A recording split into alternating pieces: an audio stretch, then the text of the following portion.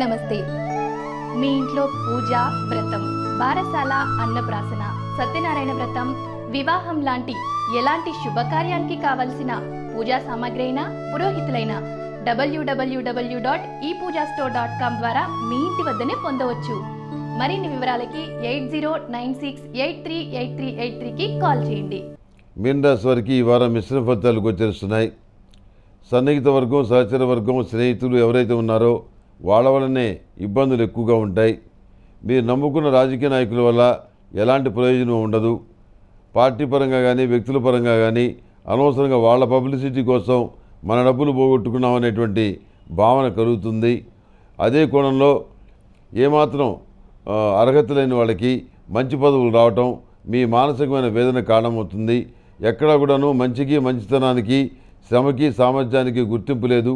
ప్రతి చోట కూడా పైరవీలు, కుల, మత, రాజకీయాలు తప్పితే మరేమీ కాదు అనే విషయాన్ని మరింత స్పష్టంగా తెలుసుకుంటారు.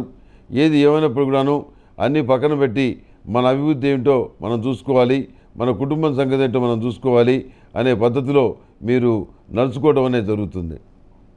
ఈ కోణంలోనే రకరకాల అంశాలని మీరు పరిశీలించి తద్వారా కొన్ని నిర్ణయాలు తీసుకొని వాటిని అమలు చేస్తారు.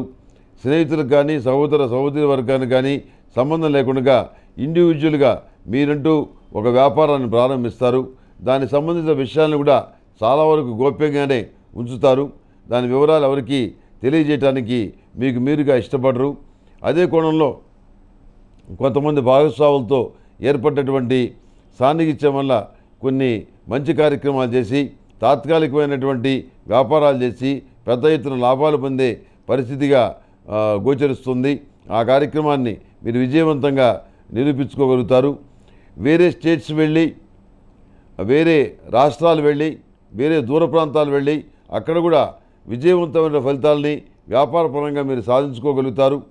ఉద్యోగపరంగా ఉన్న సమస్యలు ఏవైతే ఉన్నాయో అవి తీరిపోతాయి. ఉద్యోగం చేసే వాళ్ళకి, వ్యాపారం చేసే వాళ్ళకి మాత్రం భారతదేశం మొత్తం మీద ఏ రాష్ట్రానికి వెళ్ళినా కానీ ఎవరో ఒకరి ద్వారా పట్టుకొని ఆ పనిని విజయవంతం చేసుకోగలుగుతారు.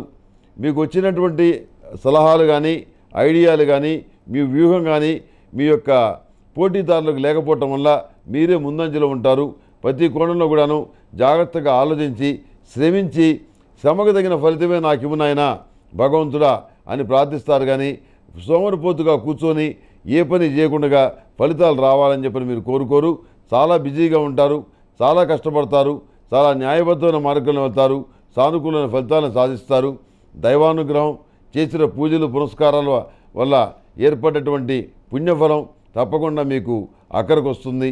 మీ సంతానానికి కూడా అక్కడికి వస్తుంది. ఇప్పటివరకు పిల్లలు లేని వారికి సంతానం కలుగుతుందనేటువంటి శుభవార్తని ఈ వారం వినగలుగుతారు. వివాహాది శుభకార్యాలు కూడా ముడిపడతాయి. అందులో ఎలాంటి సందేహం కూడా లేదు. ప్రతిరోజు ప్రతినిత్యం కూడాను అష్టమూలికా తైలంతో దీపారాధన చేయటం, సర్పదోష నివారణ చూర్ణంతో స్నానం చేయటం చెప్పదగినటువంటి సూచన. అదేవిధంగా మహాలక్ష్మీదేవికి ప్రతి శుక్రవారం నాడు లక్ష్మీ చందనంతో, పన్నీరు గంధంతో, తర్వాత ఆరావళి కుంకుమతోటి పూజించడం చెప్పదగినటువంటి సూచన. లక్ష్మీదేవి దగ్గర అష్టమూలికా తైలంతో ఈ లక్ష్మీ తామర వత్తులతో దీపారాధన చేస్తే మరింత మంచి ఫలితాలు ఖచ్చితంగా సంప్రాప్తిస్తాయని శాస్త్రం చెప్తోంది. అదే విషయాన్ని మీ ముందు ఉంచుతున్నాను. ఈ రాశిలో జన్మించినటువంటి స్త్రీలకి వివాహపరంగా స్వతంత్రమైన నిర్ణయాలు తీసుకుంటారు. ఆ నిర్ణయాల్ని నిర్భీతిగా తెలియజేయవలసిన వాళ్ళకి తెలియజేస్తారు. ఎవరికి ఇష్టం ఉన్నా లేకపోయినా నేను ఈ వివాహం చేసుకుంటానని మీరు స్పష్టంగా మీ అభిప్రాయాన్ని కుండబద్దలు కొట్టట్టుగా చెప్పగలుగుతారు. ఇది కొంతమంది విషయంలో మాత్రమే జరుగుతుంది, అందరి విషయంలో మాత్రం కాదు. ఈ విషయాన్ని గుర్తుపెట్టుకోండి. ఈ రాశిలో జన్మించినటువంటి విద్యార్థులకు విద్యాపరంగా కానివ్వండి, ఉద్యోగాల పరంగా కానివ్వండి మంచి అవకాశాలు లభించే పరిస్థితి, వచ్చే పరిస్థితి గోచరిస్తుంది. ఏది ఏమైనా వారం ప్రారంభంలో కంటే మీనరాశి వారికి వారాంతంలో మరింత మంచి ఫలితాలు గోచరిస్తున్నాయి. ఈ మీనరాశి వారికి వైలెట్ కలర్ బాగుంటుంది. అదృష్ట సంఖ్య 6. ఏదైనా పని మీద బయటికి వెళ్ళేటప్పుడు సోమవారం కానీ, శుక్రవారం నాడు కానీ బయలుదేరి వెళ్ళండి. మంచి ఫలితాలు సంప్రాప్తిస్తాయి. ఈ మేషం నుంచి మీనం వరకు ఉన్నటువంటి 12 రాశుల వారికి శుభతిథి గంటల పంచాంగం ప్రామాణికంగా నా పరిజ్ఞానం సహకరించిన మేరకు ఈ వారం రాశి ఫలితాలు తెలియజేశాను. ఈ శని ధనుసు రాశిలోకి మారటం వల్ల మేషరాశి వారికి ఫలితాలు ఎలా ఉంటాయో చెప్తానని ప్రారంభంలో చెప్పాను. ఇప్పుడు తెలియజేస్తున్నాను. శని ధనుసు రాశిలో ఉన్నాడు. మేషరాశి వశాత్తు భాగ్యస్థానంలో ఉన్నాడు. అంటే ప్రతిష్టా స్థానం అని చెప్పని పేరు, తపోస్థానం అని చెప్పని పేరు. 9ంట శని సంచరించడం వల్ల ప్రతిష్ట నిలబెట్టుకోవడానికి చాలా కష్టమవుతుంది. శత్రువర్గం విపరీతంగా విజృంభిస్తారు.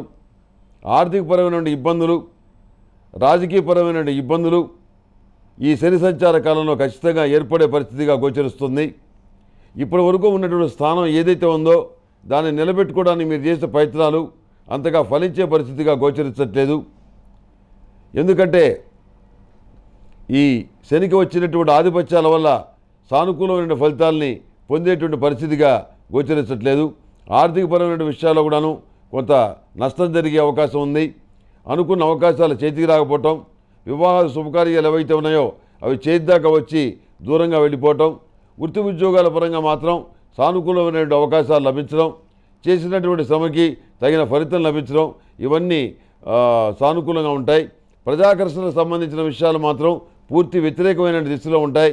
మీరు మంచి మాట్లాడినా కానీ ఎదుటి వాళ్ళకి అది బూతు మాటగానే వినపడుతుంది తప్ప మంచి మాటగా వినపడదు. కుటుంబంలో కూడాను కొంత ఇబ్బందికరమైన వాతావరణం ఏర్పడుతుంది. దాన్ని మీరు సర్దుబాటు చేసుకోవాలి. ఓర్పు సంయమనాన్ని కలిగి ఉండాలి. భూములకు సంబంధించిన విషయాలు, అదేవిధంగా భవంతులకు సంబంధించిన విషయాలు, అదేవిధంగా వజ్ర వైడూర్యాలు, బంగారానికి సంబంధించిన విషయాలు, లోహాలకు సంబంధించిన విషయాలు, ముఖ్యంగా ఇనుము గురించి, ఇనపలోహం గురించిన విషయాలు, అదేవిధంగా మైనింగ్స్కి సంబంధించిన విషయాలు ఇవన్నీ సానుకూలంగా ఉన్నాయి. క్రిమినల్ లాయర్స్కి చాలా అనుకూలంగా ఉంది. ఈ రకమైన విషయాల్లో మాత్రం సానుకూల ఫలితాలు పొందగలుగుతారు. స్త్రీల వల్ల ఇబ్బందికరమైనటువంటి పరిణామాలు ఏర్పడేటువంటి పరిస్థితి చాలా స్పష్టంగా గోచరిస్తుంది. కనుక ఈ శనేశ్వరుడి యొక్క దోషం పోవాలంటే 8 శనివారాలు శనికి తైలాభిషేకం చేయించి అఘోర పాశుపత హోమం చేయటం అనేది మేషరాశి వారికి చెప్పదగినటువంటి సూచన. రేపు వచ్చే వారం వృషభ రాశి వారికి శని సంచార ఫలితాల వల్ల కలిగేటువంటి శుభాశుభ ఫలితాల గురించి తెలియజేస్తాను. సర్వే జనా సుఖినో భవంతు. ఓం శాంతి శాంతి శాంతి.